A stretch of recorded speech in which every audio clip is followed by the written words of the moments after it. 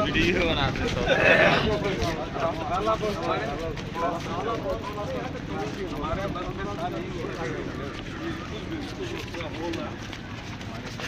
तो लेके चल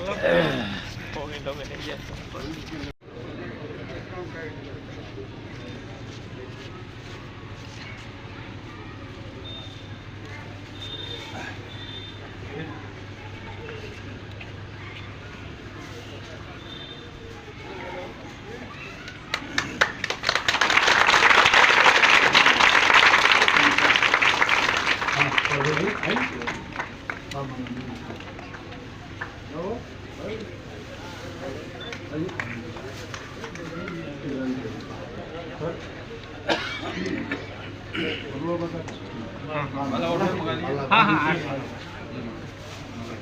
सारे लोग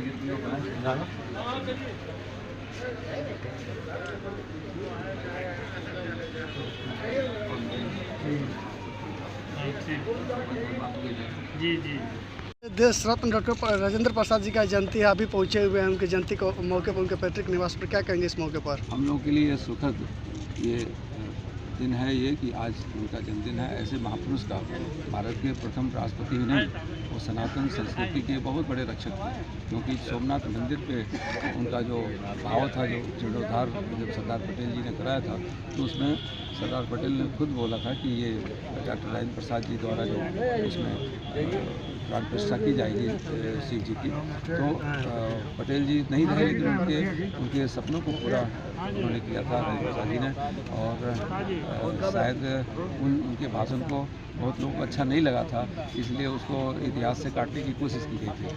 हमारी सनातन संस्कृति से जुड़ा हुआ व्यक्ति जो राष्ट्र के सर्वोच्च स्थल पे पहुंचा हो और भारत को एक नई दिशा की ओर ले जाने का उनका पहला रास्ता सोमनाथ मंदिर को जीर्णोद्धार करके उसमें प्राण प्रतिष्ठा करने का था। और वही चीज़ कहीं ना कहीं बीच में खोती गई, हम उस संस्कृति से हटते चले गए और पुनः मोदी जी इस चीज़ को स्थापित करने की ओर अग्रसर हैं। हम बहुत सौभाग्यशाली हैं कि हम उस देश में हैं, उस जगह पे मैं हूँ, उस क्षेत्र का मैं हूँ जहाँ राजेंद्र बाबू की जन्मस्थली है। दशरत्न की धरती जीरादेई आज भी अपने बदहाली का आंसू बहा रही है। यहाँ पर देखा जाए तो विकास के नाम पर कुछ नहीं हुआ है, क्या कहेंगे इसको देखिए, लेकर? जब मैंने बहुत बताया कि डॉक्टर राजेंद्र प्रसाद जी जो हमारे प्रथम राष्ट्रपति रहे हैं और इतने महान व्यक्ति रहे, पहले उन्हीं का तो कोई सुध लेने वाला नहीं था और उनकी जन्मस्थली को पूरे विश्व का एक पर्यटन केंद्र बनना चाहिए था, जो किसी कारण से नहीं हो पाया। हम लोग यहाँ की जनता के साथ मिलकर इसको उस ऊंचाई तक पहुँचाने की कोशिश करेंगे। विकास की बात तो जब हिंदुत्व रहेगा तो हिंदुत्व के साथ सुरक्षा और विकास दोनों रहेगा। देखा जाता है कि बड़े बड़े नेता की जयंती के मौके पर आते हैं, पुष्प भी चढ़ाते हैं, प्रतिमा पर माल्यार्पण भी करते हैं, लेकिन बड़े बड़े वादे करके चले जाते हैं, कुछ नहीं निभाते हैं। अब ये तो आप देख ही रहे हैं, सुन ही रहे हैं, तो ये तो मैं जान रहा हूँ कि ये जो सरकार है अपराधियों को संरक्षण देने का काम जो करती है, वो कहाँ विकास की बात करेगी, कहाँ इस तरह के महापुरुषों के उनको सम्मान देने की बात करेगी। उनके खुद में तो केवल अपराध और भ्रष्टाचार घुसा हुआ है, उसके बारे में सोच कहाँ सकते सम्मान देने। आप भी सीवान की राजनीति में कदम रख चुके हैं, तो क्या लगता है आपका पहला कदम क्या होगा जीरादेई के विकास के लिए? कि मैं सामाजिक क्षेत्र में कार्य कर रहा हूँ, लोग क्षेत्र के लोगों को जागृत कर रहा हूँ, लोगों को, क्योंकि बहुत सारे लोग, क्योंकि हम लोग जब इस बात पे राजेंद्र बाबू के बारे में कुछ जान के लोगों को बताने की कोशिश की, तो किसी को यही नहीं मालूम था कि सोमनाथ मंदिर का जीर्णोद्धार में इनका हाथ, उसकी प्रतिष्ठा इन्होंने की थी। लोग पूछे थे ये सोमनाथ मंदिर कैसे जुड़ा हुआ है राजेंद्र बाबू से। तो ये जो छोटी छोटी चीज़ लोगों को नहीं मालूम है, और ये हमारे लिए आवश्यक है कि जब किसी के व्यक्तित्व के बारे में आप जानेंगे नहीं, तो उसके आगे बढ़ने की कैसे कोशिश करेंगे, उसको लोगों को जानना चाहिए। अपना परिचय दे दीजिए। मैं प्रमोद कुमार हूँ, यहीं ग्राम पूनक, ये प्रखंड करौली का रहने वाला हूँ और मैं एक सामाजिक कार्य। धन्यवाद। माल्यार्पण कार्यक्रम चल रहा है और इस कार्यक्रम को लेकर के तमाम लोग यहाँ पहुँचे हुए हैं। सबसे पहले सर बहुत बहुत स्वागत है, क्या कुछ कहेंगे देश रत्न डॉक्टर राजेंद्र बाबू के बारे में? नमस्कार, आपके माध्यम से पूरे देश की जनता को और समाज की जनता को मैं राजेंद्र बाबू की जयंती पर हार्दिक शुभकामनाएं बधाई देता हूँ। डॉक्टर राजेंद्र प्रसाद जी एक ऐसे व्यक्तित्व थे जिनके बारे में बहुत कम लोग जानते हैं कि वो बहुत एक सनातन विचारधारा के और हिंदुत्व की विचारधारा, जो सुरक्षा और विकास की विचारधारा है, उसको समर्पित थे। सोमनाथ मंदिर के जीर्णोद्धार के बाद उसके भगवान शिव की प्राण प्रतिष्ठा का उनका बड़ा योगदान रहा है, उन्होंने किया, उनके कर्तव्यों से हुआ था। उस समय उनका जो ओजस्वी भाषण था वो देश की जनता के लिए एक मार्गदर्शक के रूप में काम करेगा। आज आपके माध्यम से लोग यहाँ पे उनकी एक वीडियो क्लिप भी उनके व्यक्तित्व पे जारी करेंगे, तो इससे पता चलता है कि राजेंद्र बाबू का कितना बड़ा व्यक्तित्व था और इस क्षेत्र में जो उनको सम्मान मिलना चाहिए था एक राष्ट्रीय पटल पे, अंतर्राष्ट्रीय पटल पे, वो कहीं ना कहीं वो उपलब्ध नहीं हो पाया है।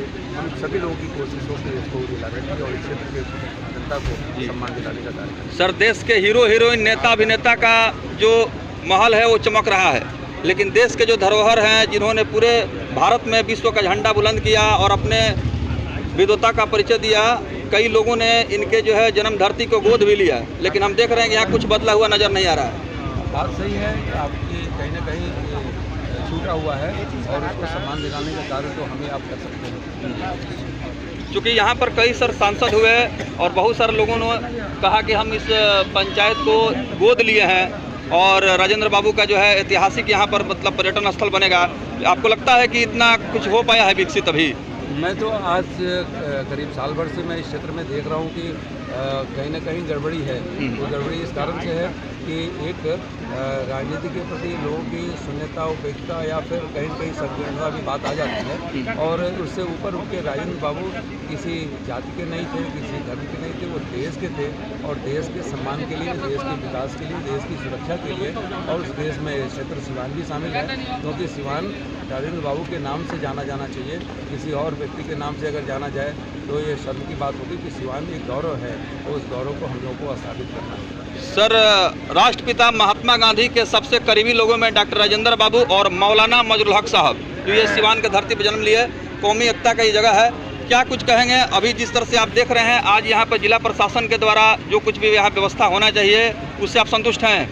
देखिए, मैं कुछ नहीं जानता कि जिला प्रशासन क्या कर रहा है, क्योंकि जिला प्रशासन तो मैं देख रहा हूँ कि डॉक्टर हर प्रसाद जी जो मूर्ति है तो उसमें पुरातत्व विभाग द्वारा उसको संरक्षित करने का जो कार्य किया जाना चाहिए वो नहीं हुआ। इस क्षेत्र में एक पर्यटन केंद्र के रूप में इसको डेवलप करना चाहिए और कहीं ना कहीं वो शून्यता राजनीतिक रूप से भी है और आधिकारिक रूप से भी है, क्योंकि हम लोग आज एक शोभा यात्रा एक राजेंद्र बहादुर की मूर्ति से एक लोगों को जागरूक करते हुए सुबह निकालना चाह रहे थे। वो शोभा यात्रा को भी रोका गया, ये बोला गया कि कोई जुलूस नहीं निकलेगा, तो हम लोग केवल सिंपल तरीके से माल्यार्पण कर रहे हैं। हम लोगों को जागरूक करने की बात कर रहे थे कि राजेंद्र बाबू का व्यक्तित्व कितना बड़ा है और उन लोगों को जगाने का कार्य भी प्रशासन और बोलते हैं कि सरकार मना करती है, कोई आप यात्रा भी निकालेंगे, शोभा यात्रा भी निकालेंगे, तो शोभा यात्रा हम क्या राजेंद्र बाबू के लिए नहीं निकालेंगे तो किसके लिए निकालेंगे? खैर, ये अब जनता को सम्मान राजेंद्र बाबू को देना है और उसके लिए जनता को आगे आना है। चलिए, पंचायत के मुखिया जी हैं अच्छे लाल शाह जी, उनसे बात कर लेते हैं। मुखिया जी,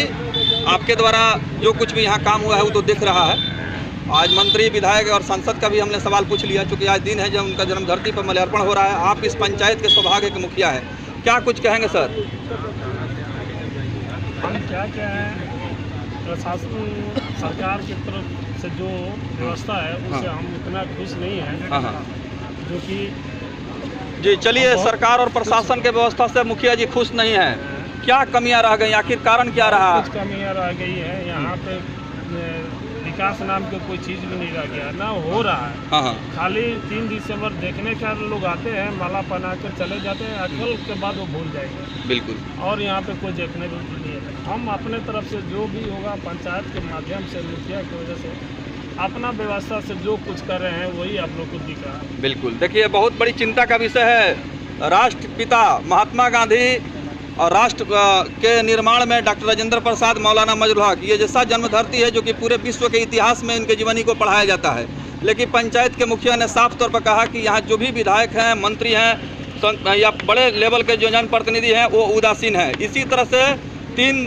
दिसंबर को आते हैं, माल्यार्पण करते हैं और उसके बाद से वो चले जाते हैं। हालांकि जो कुछ भी दिखाई दे रहा है उस पर बहुत अफसोस है इनको। दिसंबर को सब कुछ कहते हैं कि सड़क बन जाएगा, चौड़ीकरण हो जाएगा, सब डेवलप हो जाएगा, लेकिन 3 दिसंबर तक ही रहता है। हम इतना ही जानते हैं, इतना साल हो गया, 50 साल मेरा एज हो गया, ये हर 3 दिसंबर को यही सुनते हैं कि नहीं सब कुछ हो जाएगा, डेवलप होगा, बढ़िया होगा, सुंदर होगा, लेकिन 3 दिसंबर तक। ये बहुत बड़ा सवाल है मुखिया जी का, जो उन्होंने आज पूछ लिया है। चलिए हम बात